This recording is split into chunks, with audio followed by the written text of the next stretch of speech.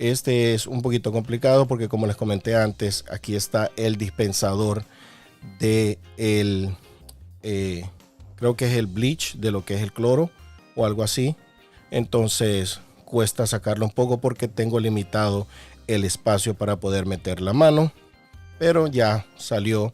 Aquí les doy una demostración que es lo que hago cuando me miran que estoy agitando la mano, y es que lo que hago es que le pego a la pieza esta negra con la misma argollita que pueden ver más arriba para que salga de esto donde está la flecha amarilla de lo que es la rosca. Esto es lo que hago y de esa manera destraba y ya lo puedo sacar.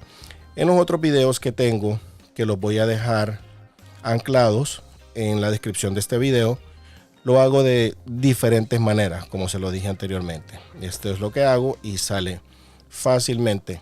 En esta ocasión ellos salen sin